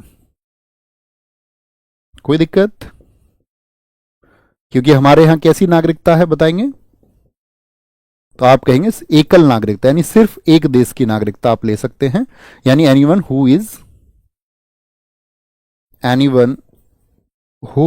कंसिडर्ड ए नहीं, एनीवन, या ये ऐसे आसानी से लिखेंगे, आसान से शब्दों में लिखें, क्या बोलेंगे, कांट बी ए, और आसान हो जाएगा, can't be a citizen of India, can't be a citizen of India if they voluntarily acquired citizenship of any foreign state, citizenship of any foreign state। समझ गए? बात क्लियर है? भाई भारत में अगर कोई व्यक्ति रह रहा है और भारत के उस व्यक्ति ने अगर यूएसए की नागरिकता ग्रहण कर ली है वहां जाकर के, तो भारत की नागरिकता क्या उसकी बनी रह सकती है? आप कहेंगे नहीं, तुरंत ही क्या होगा, उसी डेट से भारत की नागरिकता खत्म हो जाएगी उसकी, ठीक है। और अगर उसको भारत का नागरिक बने रहना है तो उसको यूएसए की नागरिकता नहीं लेनी होगी, ठीक है। यहां तक कोई परेशानी? फिर हम आते हैं आर्टिकल 10 पर। यह तो छोटी सी बात हुई। अब आर्टिकल 10 में क्या कहा गया है, देखो। अभी तक जितने भी लोगों को हमने भारतीय नागरिक बनाया, ये बात समझे, उसमें कौन कौन सी शर्त, एक दो आपको कौन सी याद है? पीआईओ भारत के, मैं आपसे प्रश्न पूछता हूं तो उससे और अच्छा याद रहता है। पीआईओ इंडिया के सिटीजन्स हो सकते हैं अगर वो शर्तों को पूरा करें, हाँ या ना? आप कहेंगे हाँ जी। पाकिस्तान से भारत आने वाले लोग शर्तों को पूरा करें तो भारतीय हो सकते हैं या नहीं, भारतीय नागरिक हो सकते हैं या नहीं? भारत से जो पाकिस्तान चले गए वापस आते हैं अगर कुछ शर्तों को पूरा करें, जैसे मैंने बोला परमिट के बाद, 19 जुलाई 1948 के बाद आ रहे तो परमिट लेना होगा, ठीक है। और उससे पहले आए तो कोई दिक्कत ही नहीं है। और जो भारत में रह रहे हैं उनके लिए बोल ही दिया गया कि वे भारत में जन्मे हो या माता पिता में से किसी एक का जन्म हुआ हो या संविधान के लागू होने के 5 वर्ष से पहले तक भारत में रह रहे हो। तो बात यह आई कि इन सब लोगों को भारतीय नागरिक मान लिया गया संविधान के प्रारंभ होने में, हाँ या ना? आप कहेंगे जी, ये सब भारतीय नागरिक मान लिए गए। अब भारतीय नागरिक इनको किस वर्ष में माना जा रहा है? वो वर्ष कौन सा है? संविधान के प्रारंभ होने में, 1950 में। तो अब 1950 में यह भी सोचा जा रहा था कि भाई कल को तो हमारे देश में क्या होंगे, आम चुनाव भी होंगे, सरकारें भी गठित होंगी, हमारे देश में जो कानून बनाएगी भविष्य में वो संसद बनाएगी। तो कहीं संसद ऐसा कोई कानून तो नहीं बना देगी कि उन लोगों की नागरिकता को छीन ले जिनको अब तक नागरिक माना गया है। कल कोई कानून बना के ये तो नहीं बोल दिया जाएगा, कोई नया कानून बना दे मान के चलो भारत सरकार, और बोले कि जो पहले नागरिक मान दिए गए थे उनको अब नागरिक नहीं माना जाएगा। तो उसी बात पर रोकथाम करने के लिए कि रोज रोज रोज रोज सरकार नए नए प्रावधान न लेकर के आए, यहां पर एक बात कही गई, संविधान प्रारंभ होने के समय बने नागरिक। डेट पूछना चाहूंगा मैं, संविधान प्रारंभ शब्द का डेट का क्या मतलब है? प्रारंभ के समय, क्या बोला मैंने? संविधान प्रारंभ हो रहा है तो उसके समय, जब भी समय है आपका, बने नागरिक, बने नागरिक। कुछ लोगों को हमने नागरिक बना दिया अब तक, हाँ जी बना दिया। आगे भी भारतीय नागरिक रहेंगे, आगे भी भारतीय नागरिक रहेंगे, आगे भी भारतीय नागरिक रहेंगे। मतलब उनकी जिसको नागरिकता मिल चुकी है उसमें भी एक कंडीशन आएगी, मैं आगे बताऊंगा। जिनको देशीयकरण से मिली या पंजीकरण से मिले उनकी हनन हो सकता है, उनका भी। जब हम नागरिकता जानेंगे कि नागरिकता समाप्ति के तरीके क्या क्या है तो वहां पर 2 एक्सेप्शन केस भी, उनका भी हम आज ही आपका यहां पर डिस्कस करेंगे। पहले ये बताएं, ये बात क्लियर है? क्या बोला? संविधान प्रारंभ होने के समय बने नागरिक आगे भी भारतीय नागरिक रहेंगे, ठीक है। यानी आज हमको अगर हम बोले एनीवन हु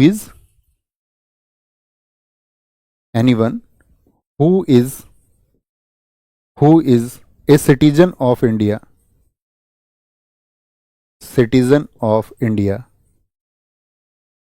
जो अब भारत का नागरिक है, will continue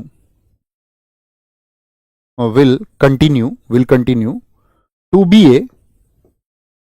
B a citizen of India. ठीक है जी भाई साहब, इतनी बात में तो कोई दिक्कत नहीं है कि भाई ताकि रोज रोज नए कानून बन करके उनकी नागरिकता का कहीं हनन ना हो जाए। ओके, आगे आते हैं। फिर आता है हमारा आर्टिकल 11। आर्टिकल 11 क्या कहता है?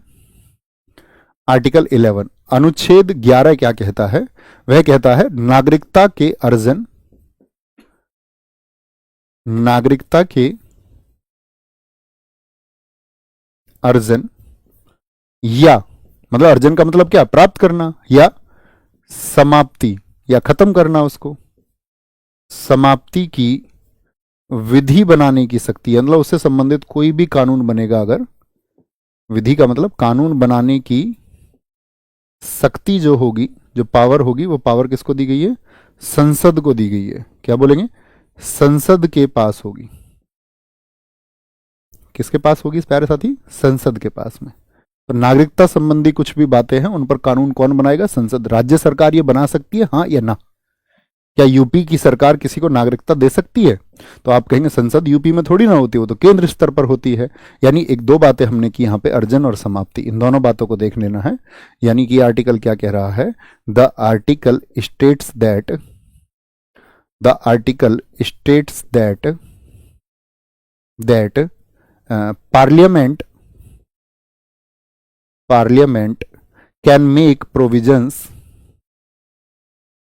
can make provisions for acquisition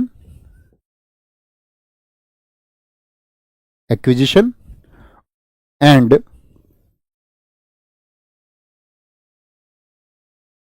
termination of citizenship of India, यानी भारत की नागरिकता के संबंध में एक्विजिशन और टर्मिनेशन के जो साथी राइट्स होंगे, या मैं बात करूं आपका ये किसके राइट्स होंगे, जो प्रोविजंस आपका ला सकता है, तो वो सिर्फ और सिर्फ पार्लियामेंट यानी कि भारत की संसद का ही अधिकार क्षेत्र होगा। तो यहां तक बात समझ में आई आपका? बोलेंगे अभी फटाफट से, बोलेंगे बहुत बढ़िया बहुत बढ़िया बहुत बढ़िया, वेरी गुड, कोई दिक्कत? तो यहां पर एक बात बताओ मुझे, अगर मैं आपसे क्वेश्चन पूछ रहा हूं, आज वर्ष कौन सा चल रहा है, मेरा एक छोटा सा क्वेश्चन है आपसे, 2024 में किसी व्यक्ति को भारत की नागरिकता लेनी है तो इन अनुच्छेदों के अनुसार मिलेगी क्या? तो याद रख लेना, ये सारे आर्टिकल 5 से जो 11 तक हैं, आर्टिकल 5 to 11, ये हैं संविधान के प्रारंभ के समय, यानी ये बातें की गई हैं 26 जनवरी 1950 भारत के संविधान के लागू होने के समय। आज जो आपको नागरिकता मिलेगी किसी भी व्यक्ति को जो विदेशी है, तो वो नागरिकता अधिनियम के तहत मिलती है। यानी ये ऐसा नहीं है कि ये आर्टिकल्स खत्म हो गए, आपको पता है संविधान तो बना हुआ है हमारा, तो ये अनुच्छेद भी लागू है, इनमें बात की गई है कि उस समय भारत के नागरिक कौन होंगे। लेकिन वर्तमान समय में अगर आपको सिटीजनशिप पानी है, नागरिकता पानी है, तो किससे मिलेगी? सिटीजनशिप एक्ट से मिलेगी, क्योंकि अधिकार किसको दे दिया गया? संसद को, और संसद ने इसी अधिकार को पाकर के क्या लेके आए, आपका लिखना है इसमें, 1955 में नागरिकता अधिनियम आया। क्या आया? 1955 में नागरिकता अधिनियम, इसी अधिकार का प्रयोग करके नागरिकता अधिनियम आया, यानी सिटीजनशिप एक्ट जो आया था आपका, सिटीजनशिप एक्ट वो कब आया था आपका? तो 1955 में। और बार बार सरकार क्या करती है, उसमें कुछ आपका संशोधन भी करती है। तो ये क्वेश्चन बड़ा पूछा जाता है, नागरिकता अधिनियम में कितने संशोधन हुए हैं और उनमें क्या क्या बात की गई, ये भी हम जानेंगे। 1955 में नागरिकता अधिनियम में संशोधन हुए हैं, और कितनी बार संशोधन हुए हैं? कुल 6 बार संशोधन हुए हैं, ठीक है। और 6 बार जो संशोधन हुए हैं आपका, वो हुए 1986 पहला, बहुत बार पूछा जाता है पहला संशोधन कब हुआ था, 1992 में हुआ है, 2003 में हुआ है, 2005 में हुआ है साथी आपका, और आपका 2015 में हुआ है, एंड 2019 जिसको हम CAA बोलते हैं। अब ऐसा नहीं है कि 2019 वाला ही सिर्फ CAA है, जब कभी भी इसमें संशोधन हुआ तो हर बार ही उसको क्या कहा जाएगा, ये सभी CAA हैं, इन सभी को क्या बोलेंगे हम? CAA। जो साथी नहीं जानते हैं वो लिखें, CAA का अर्थ होता है, कहीं किनारे पे मैं आपको बता देता हूं, सिटीजनशिप अमेंडमेंट एक्ट। CAA का क्या मीनिंग होता है? Citizenship amendment act, amendment act होता है। यानी कि जो हमारा सिटीजनशिप एक्ट था उसमें जो भी अमेंडमेंट किए गए, हिंदी में बोले तो हम कहेंगे नागरिकता संशोधन अधिनियम, इसको हम कहते हैं। यानी जो नागरिकता अधिनियम किस वर्ष का है, और उसमें जो कोई भी बदलाव किए गए उन सभी को हम बोलते हैं नागरिकता संशोधन अधिनियम। तो कभी भी आपके सामने CAA वर्ड आएगा तो आप समझ जाएंगे कि इस वर्ड का मतलब है कि जो संसद को शक्ति दी गई थी, संसद ने उसी के थ्रू आपका लेके आया क्या, सिटीजनशिप एक्ट, और CAA की हम बात कर रहे हैं तो जो उसमें बदलाव हुए हैं। इतनी बात क्लियर है? भैया थोड़ा सा पानी पी लो दोस्त, मेरी तबीयत थोड़ी खराब है, इस वजह से शायद आवाज आपको साफ ना आ रही हो।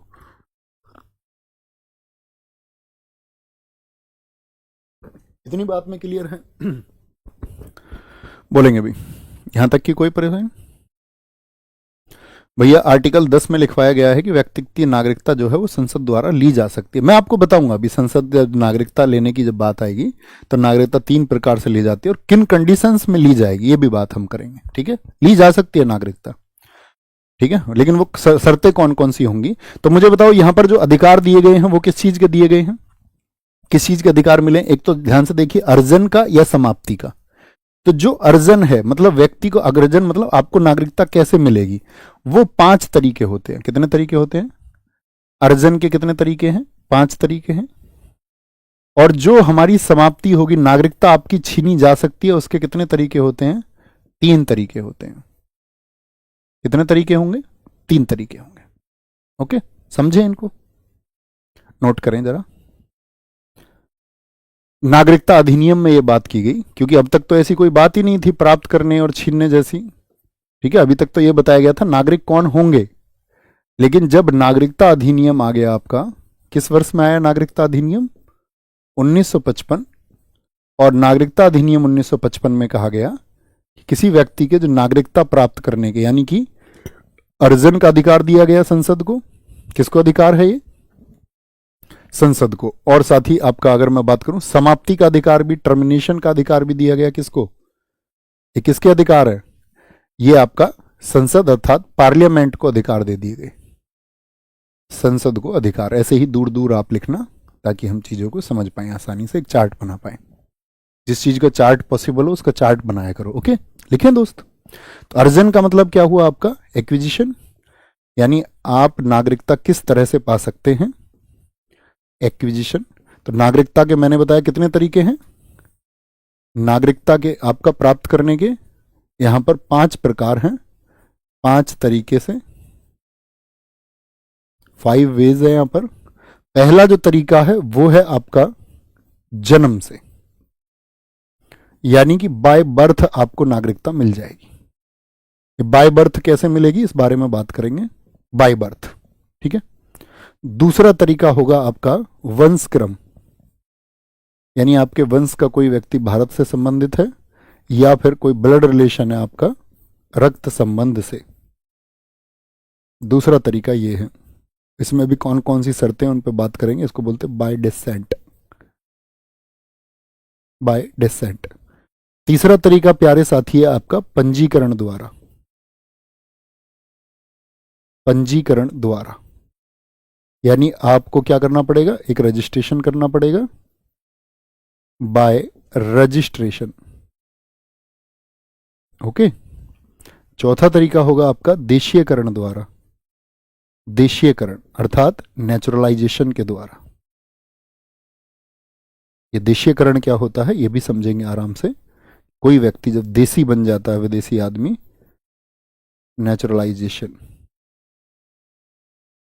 ठीक है, और 5वां क्षेत्र अर्जन द्वारा, जब हम किसी क्षेत्र को अपने देश में मिला लेंगे, अर्थात जैसे सिक्किम को हमने मिलाया था क्षेत्र अर्जन द्वारा, या गोवा की हम बात करें या पुडुचेरी की हम बात करें, बाय इनकॉर्पोरेशन, बाय इनकॉर्पोरेशन। ये 5 तरीके हैं। ठीक है, 5 तरीके हैं। भाई आप एक बात बताओ, नागरिकता आपको प्राप्त करनी है क्या, आप तो भारत की नागरिक हैं, तो प्राप्त करने की बात जब हम कर रहे हैं तो हम उनके लिए बात कर रहे हैं जिनके पास भारतीय नागरिकता नहीं है। ठीक है, और भारतीय नागरिकता किनके पास नहीं होगी, सीधी सी बात है, विदेशी व्यक्तियों के पास नहीं होगी। तो वो किस तरह से नागरिकता प्राप्त कर सकते हैं, 5 तरीके बताए गए हैं। जो समाप्ति है, समाप्ति के साथ ही आपका यहाँ पर 3 वेज बताए गए हैं, 3 वेजेस है यहाँ पे। क्या बोलेंगे आपका 3 वे, कौन कौन से, 3 तरीके हैं, 3 वेज है, 3 तरीके से। वो 3 तरीके आपके कैसे समाप्त होगी, यानी कि आप खुद ही त्याग दें, त्याग कर, इसको बोलते हैं त्यजन हिंदी में। कई बार आपका आयोग की परीक्षाएं यूपीपीसीएस वगैरह, तो वो त्यजन शब्द का ही इस्तेमाल करते हैं, त्यजन, यानी कि बाय रिनंसिएशन, बाय रिनंसिएशन, त्याग कर।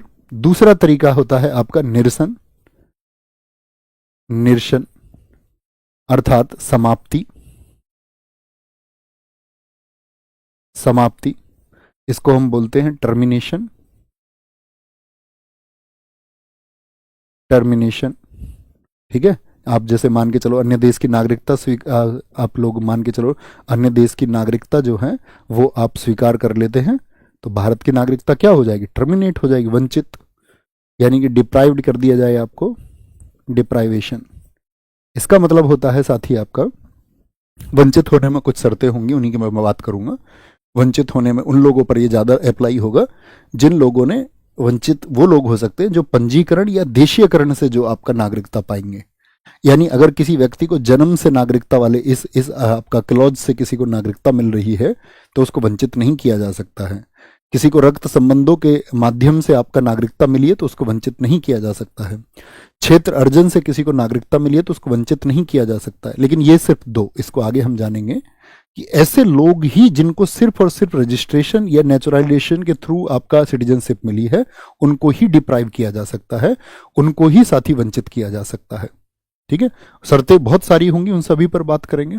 ठीक है, तो बताइए भाई, शुरू करें इसको या नेक्स्ट क्लास में फिर हम इन सबको समझे? मेरे हिसाब से तो बीच में रह जाएगा फिर शायद, क्योंकि 5 तरीके का मतलब होगा आपका कि हम लोग सिर्फ और सिर्फ इसमें ये जानेंगे कि भाई अर्जन के 5 तरीके हैं और समाप्ति के 3 तरीके हैं, तो बहुत विस्तार से कोई एक छूट जाएगा। तो इसको कल के लिए कंटिन्यू कर ले, बोले भैया नेक्स्ट क्लास में करें, नेक्स्ट क्लास में करें, next class. Okay okay okay, ठीक है।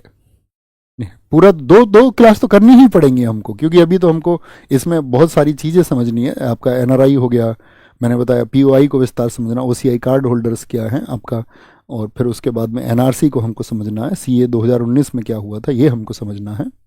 ठीक है ना, फिर ऐसा मतलब ओवर नहीं होगा, बहुत अच्छे से हम कल की क्लास में से, कल का लेक्चर हमको फिर थोड़ा हल्का सा बड़ा रखना पड़ेगा। ठीक है, या ठीक है ना, नेक्स्ट क्लास में हम इसको समझेंगे, नेक्स्ट क्लास में कि भैया आपका जन्म से, तो जन्म से मतलब होगा कि भाई कोई आदमी विदेश में जाकर के अगर आप पढ़ाई के लिए गए, और पढ़ाई के लिए गए तो आपको वहाँ पर किसी से प्रेम हो गया, और आप रूस गए थे पढ़ाई करने के लिए, या कनाडा गए थे तो कैनेडियन से प्रेम हो गया आपको, रूस गए थे तो आपको रशियन से प्रेम हो गया, और वहाँ पर आपने उनसे शादी कर ली। शादी कर ली तो जो बच्चा हुआ वो भारत का नागरिक होगा या नहीं होगा। ऐसे ही फिर इसमें दूसरी कंडीशन भी लागू होगी कि क्या अधिकार जो शुरुआत में पिता को दिए गए थे माता के लिए वो अधिकार कब से हुए। लैंगिक समानता की बात, जेंडर इक्वलिटी की बात, जब उसमें आंदोलन चला एक, उसकी बात की गई। ये सारी चीज़ें हमें समझनी है। ओके, तो अपना ख्याल रखिए बहुत सारा। तो कमेंट सेक्शन में साथी आज के मैं क्वेश्चन तो आपसे पूछना ही चाहूँगा, जरा उनका तो प्रैक्टिस कर लें यहाँ तक। वो क्वेश्चन छोड़ देंगे जो हमने अभी आपसे नहीं डिस्कस किए हैं। ठीक है, तो ये मुझे बताएं पहले, छोटे छोटे प्रश्नों के जवाब यहाँ पर मुझे दें एक बार, फटाफट से बताएं जो जानते हैं। भारतीय संविधान का अनुच्छेद 5 से 11, धैर्य रखना है, ऐसा नहीं करना कि नहीं जी आज ही मैं सीख लूंगा सब कुछ। धैर्य रखोगे, मैंने जिम्मेदारी ली है, और मैं तो ये चाह रहा था, मैं कल ही सोच रहा था कि जो 1 बजे का सेशन है इसको मैं कंटिन्यू ही रखूं जब तक रख पाऊं, मतलब पॉसिबल हो आपको बता करके, आप सबके सजेशंस लेकर के, तो और भी जिन विषयों पर हम बात कर सकते हैं या आपके जानने के लिए जो विषय हो सकते हैं उनको हम इस पर कंटिन्यू रखेंगे, मतलब अपने सिलेबस को पूरा होने के बाद भी। ठीक है ना कुछ तो हमेशा होता ही है चर्चित मुद्दा कोई। तो आर्टिकल 5 से 11 इनमें से किस पहलू से संबंधित है? किससे है दोस्त? आपका citizenship of India. Citizenship of India, Bharat के संविधान का निम्नलिखित में से कौन सा अनुच्छेद है जो ऐसे निश्चित व्यक्तियों को नागरिकता के अधिकारों से संबंधित है जो पाकिस्तान से भारत में प्रवास कर चुके हैं, यानी कि आ चुके हैं भारत में, पाकिस्तान से भारत में आ चुके हैं। तो पाकिस्तान से जो भारत आए उनके बारे में कहाँ पे बात की गई? भारत के अंदर रहने वालों के लिए आर्टिकल 5, और आपका आर्टिकल 6 में क्या बात की गई? जो लोग कहाँ से आए? पाकिस्तान से इंडिया आए, पाकिस्तान से इंडिया आए। साथ में बात किन की गई? जो इंडिया से पाकिस्तान गए, इंडिया से पाकिस्तान गए और फिर वापस कहाँ आए? इंडिया आए। 8 में किन की बात की गई थी? सारे लोग कवर हो गए, तो फिर आपका विदेशी बचे, यानी कि जो आपका भारतीय मूल के लोग थे, किन की बात की गई? भारतीय मूल के जो लोग थे। ठीक है, 9 में क्या बात की गई थी? 9 में क्या बोल गया? आपकी नागरिकता नो नागरिकता, यानी कि आपकी नागरिकता छीन ली जाएगी।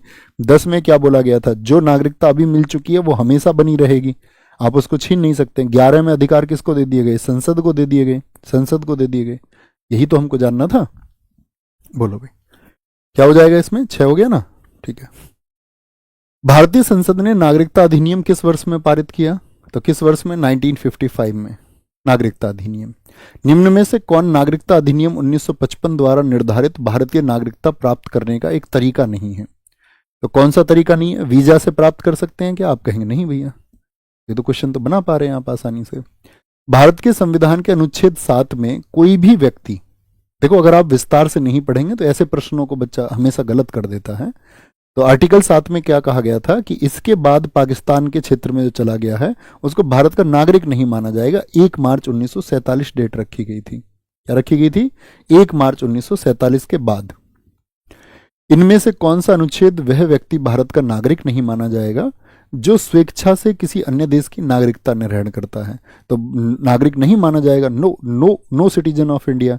तो no citizen of India no में बात की गई है, ठीक है, will not be longer the citizen of India. Bharat के संविधान के अनुच्छेद में किस अनुच्छेद में नागरिकता के अधिकारों की निरंतरता? निरंतरता का मतलब क्या हो गया आपका?